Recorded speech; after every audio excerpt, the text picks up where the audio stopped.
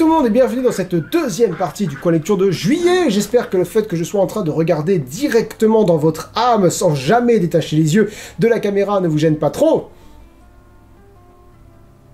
Quoi qu'il en soit, on est reparti, et comme vous avez entendu la semaine dernière, le livre d'abonnés était vraiment court, donc j'ai pris le parti d'en lire un deuxième. Ouais, il y a 2 livres d'abonnés dans ce mois spécial Disney. Écoutez, on va dire que c'est la magie Disney. Voilà, c'est Disneyland. On passe donc directement à Captif de sang de Stéphanie Roselière. Et encore une fois, ça n'a malheureusement pas été un coup de cœur. Mais heureusement, ça n'a pas non plus été un coup de sang. Vampire. Et là, ce qui est tragique, c'est que c'est écrit à l'avance. J'ai choisi de garder cette blague dans la vidéo. Et pourtant, le livre commençait vachement bien. Alors, le paratexte ne donnait pas envie du tout. La 4e de couverture nous résume. Lorsque Sénaé sort ce soir-là, elle est très loin de se douter que sa vie va basculer face à son sujet de mémoire universitaire, le mythique vampire. On se doute qu'elle est loin de s'en douter, bon, c'est un peu maladroit. Au mauvais endroit, au mauvais moment, elle se retrouve captive d'un clan de buveurs de sang. Refusant de devenir l'une de ces sombres créatures, la jeune fille... Il y a un avion. La jeune fille lutte alors contre le chef tyrannique, mais aussi contre elle-même quand une attirance inconcevable vient sérieusement compliquer les choses. Entre surnaturel et contraintes bien réelles, Sénaé réussira-t-elle à conserver son intégrité, d'autant plus que l'ennemi n'est pas toujours celui qu'on croit. Alors, on pourrait difficilement verser plus dans le cliché de l'histoire de vampire. Une attirance, le refus de devenir un vampire, et oh, un ennemi mystérieux, probablement un traître dans la famille vampire, quelque chose dans ce goût-là. La protagoniste qui s'appelle Sénaé... Elle s'appelle jamais Julie, ou Pauline, ou Françoise dans ces livres-là. Mais bon, donc, le paratexte ne donne pas envie. Mais, comme ils disent en anglais, on ne juge pas un livre à sa couverture. D'autant que sur la couverture, il y a écrit « Les vampires ne sont pas une légende ». Et t'es là... Si. Qu'est-ce que tu essaies de dire, quoi, le livre? Et en fait, la réponse commence à venir quand tu commences à lire le livre. Et là, c'est la bonne surprise, le livre part d'une idée intéressante. Les vampires existent dans un monde où la culture du vampire existe. D'habitude, ça va juste être une allusion, genre vous êtes comme Dracula ou quoi? Que là, non, la protagoniste a écrit un mémoire sur les vampires, elle connaît le mythe par cœur, et se fait attaquer par l'un d'entre eux. Et du coup, on a une approche très cartésienne, pratiquement clinique du vampire. Au début, évidemment, elle pense qu'elle s'est fait attaquer par une secte persuadée d'être des vampires, ce qui est une réaction très vraisemblable, mais quand elle voit l'un d'entre eux se brûler très sérieusement à la lumière du soleil, elle comprend que c'est pas des conneries. Et alors le médecin de ce clan de vampires lui explique ce qu'ils sont et sa situation. Donc on a des éléments classiques qui se vérifient, ils brûlent au soleil, ils sont plus forts et beaucoup plus résistants, ils vivent plusieurs siècles. On a des éléments qui ne se vérifient pas, genre ils peuvent mourir de vieillesse, mais au bout de 4 siècles, ils ne craignent pas l'ail, ils peuvent rentrer chez les gens sans y être invités, et surtout, ils n'ont pas de libido exacerbé. Et ils n'exercent pas d'attirance particulière sur les humains. Et là, je me suis dit, c'est assez audacieux. Après, le fait qu'ils boivent du sang, c'est peut-être le truc le plus important chez les vampires. Et l'autrice décide de faire sang. Un peu flippant, mais trop bien.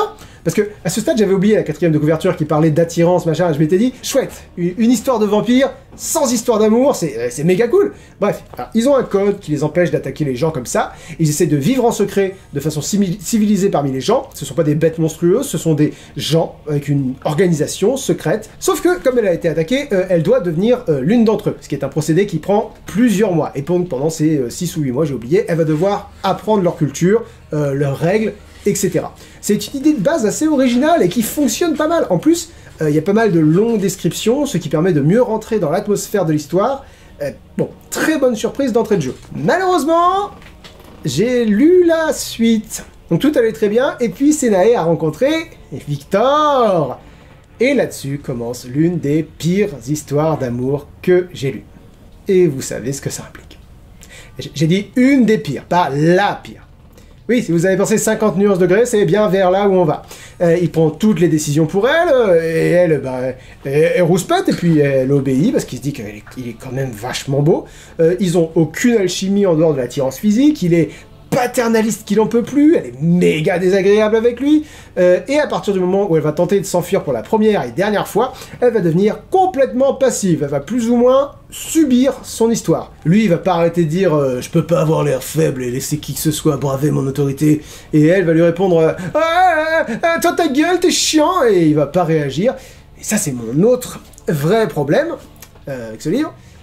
Je crois jamais que j'ai affaire à des créatures séculaires. Ils parlent et ils pensent comme des jeunes adultes. Je veux dire, Victor, après de 150 ans, il se rend même pas compte qu'il tombe amoureux. J'y crois pas une minute. Même si ça lui est jamais arrivé, ce que je refuse également de croire, je peux pas concevoir qu'il ressente une attirance qui ne s'estompe pas avec le premier passage à l'acte, et ne pense pas « Merde, je suis en train de tomber amoureux d'une humaine ». Et bref, donc on a un passage où il enlève ses vêtements sans son consentement, parce qu'elle est en hypothermie, un passage où il lui offre un manteau contre sa volonté, il y a un passage extrêmement gênant vers la fin, où lui est en train de crever, et elle lui grimpe dessus. Enfin bon, pour moi, l'histoire d'amour gâche complètement le roman. Alors que je sais que ça va être le principal intérêt des gens qui vont être justement intéressés par ce livre. Le genre de gens qui n'ont pas les poils qui se hérissent quand un chef de clan de vampires tyranniques est appelé en permanence le Brun. Je déteste cette périphrase pour désigner un personnage. Il a d'autres caractéristiques plus intéressantes, mais non, ce qui est intéressant, ce sont ses cheveux, apparemment.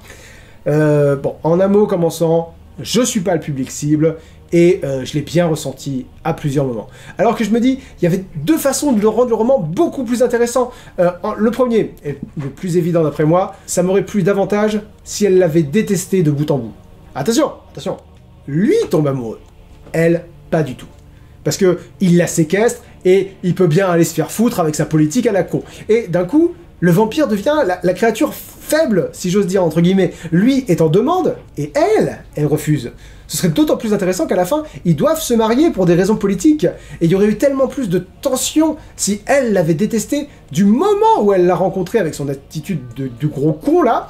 Et la deuxième histoire que j'aurais plus aimé lire, il aurait pu être comme un père pour elle. Alors, pour des raisons que je spoil pas dans cette vidéo, on en parle sur la chaîne Twitch LXTS demain après-midi, ça niquerait la suite du roman. Mais à un moment dans ma lecture, je me suis dit, c'est dommage, parce que ça aurait fonctionné parfaitement, et ça aurait été très intéressant. Parce que elle est orpheline, il suffisait de dire que lui avait perdu un enfant à un moment donné, et t'avais une relation à développer entre un personnage trop paternaliste et elle qui défie son autorité, et ils doivent passer le roman à apprendre à s'aimer comme un père et sa fille, à apprendre ce qu'implique la notion d'héritage, la transmission, à apprendre que nos parents ne sont pas parfaits, mais qu'ils nous aiment. Mais bon, je pense peut-être ça parce que je viens d'avoir une petite fille, et je me dis que ça aurait été une meilleure idée que de revenir à l'increvable cliché de la quiche. Ce vampire est dangereux, mais il est si beau. Voilà. Il y a aussi un aspect thriller. L'histoire d'amour n'est pas tout le roman, même si elle occupe une majeure partie de l'intrigue. Et là encore, ça commence bien et ça se perd en facilité. Des femmes vampires d'un clan à la dérive disparaissent et il y a un mouvement politique dissident qui s'immisce dans la société vampirique.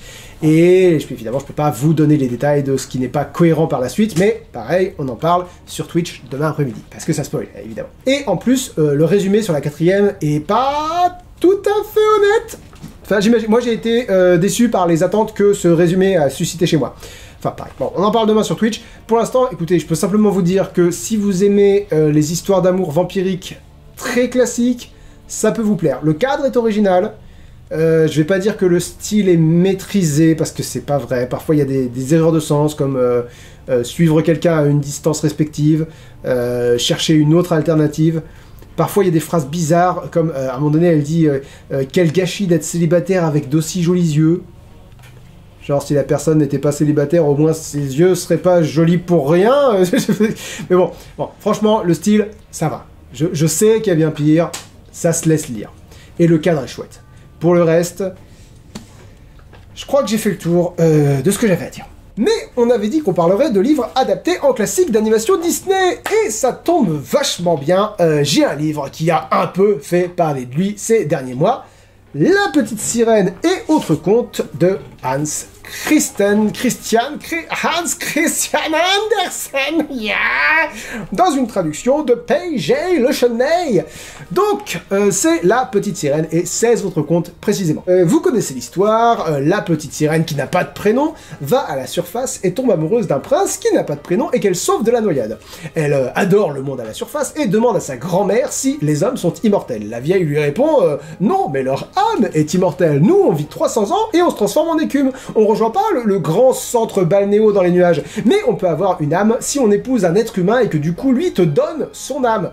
Écoutez, c'est comme ça que ça marche, voilà, c'est le mariage. Je le sais, je suis moi-même marié à une humaine. Mais les hommes, ils ont une petite tocade comme ça, ils aiment pas les nageoires caudales. Donc la petite sirène va voir la sorcière, qui n'a pas de prénom, pour lui dire « Puis-je avoir les jambes, s'il vous plaît ?» La sorcière, morte de rire, lui dit « Oui, mais alors à chaque fois que tu feras un pas, ça sera comme si tu marchais sur des lames aiguisées. Le processus sera extrêmement douloureux, parce que ce sera comme si on coupait ta queue en deux avec une épée. Aïe, tu pourras jamais revenir voir ta famille, tu seras plus jamais une sirène, et aussi, si le prince en épouse une autre, tu mourras instantanément et sans âme. Et ça ne te coûtera... que ta voix. J'arrive pas à le faire. La petite sirène dit « Je vois pas de raison de refuser ce deal, faisons ça !» Donc la sorcière lui tranche la langue. Et la petite sirène remonte à la surface, le prince s'entiche d'elle, tout semble fonctionner, sauf qu'une fille d'à côté débarque. Le prince pense que c'est elle qui l'a sauvée et l'épouse. La petite sirène est sur le point de mourir, mais ses 5 sœurs lui disent « Attends, on est allé chez la sorcière aussi, parce que nous aussi on aime les bonnes affaires, et on a fait un deal, et si tu tues le prince avec ce poignard, tu meurs pas, et tu redeviens une sirène. » Trop bien, hein?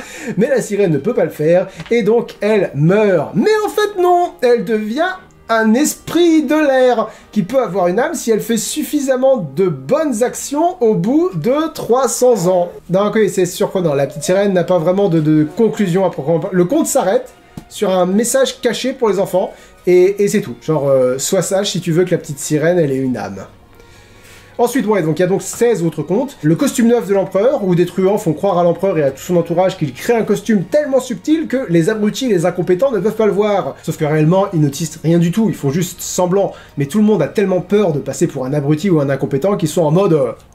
Oh là, alors ça, quel beau manteau! Ça c'est un beau manteau, ça!